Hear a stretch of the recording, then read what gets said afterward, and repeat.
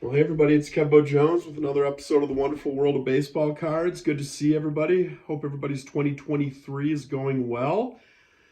I am going to do my 2023 YouTube Sports Card Hall of Fame nomination video. There's been some drama per the usual with the hobby these days. Of course, a little bit of controversy per the usual with the hobby these days. But really, it's just supposed to be fun, everybody. Quit taking everything so seriously, I didn't do a nomination last year or the year before. I think I did one in 2020. But this year, I did want to do a quick nomination. And I've got three people that I'd like to nominate. Number one is Vintage Card Curator. I know I nominated him back in, I think, my 2020 video. I'd love to see him make it. He does amazing long form content where he does deep dives into sets and he tells stories about cards and the images on the cards. Amazing channel. He doesn't put out a lot of content, but what he does is usually very high quality and very high value. So Vintage Card Curator is my first nomination.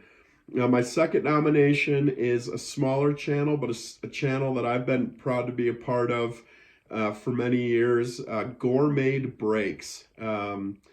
Justin runs this very, very small breaking channel. It is kind of run through a Patreon, which is very cheap. But he does weekly videos on YouTube. He does some auctions where some of the Patreons are able to submit their cards and do some auctions. It's a very small, very tight-knit community, a very consistent community night after night, year after year in Gourmet Breaks. And Justin is just a really, really stand-up, top-notch guy, very on the level. There's been some amazing hits that he's pulled over the years for the people in the breaks. Never any funny business. As I said, everything is always on the level. And there's just a lot of really, really good karma in that group. I've seen it myself.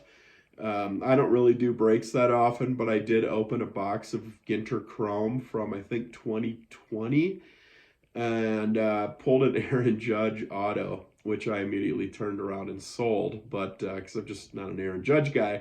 But amazing, just good karma, good vibes. And then my third nomination is probably the most controversial and polarizing, but I've got to nominate Sports Card Radio.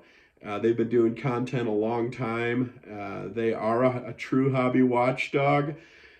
Gossip and drama and a lot of that on their channel, and a lot of people get riled up and the hair stands up on the back of their necks, but somebody's got to do it. Don't hate the player, hate the game. And I discovered their content when I first got back into the hobby in 2019, right as the trimming scandal was coming out, and that's how I discovered their channel. I know this is probably a polarizing pick, but they should be in that inner circle of content. I know they're not in the good old boys club, so to speak.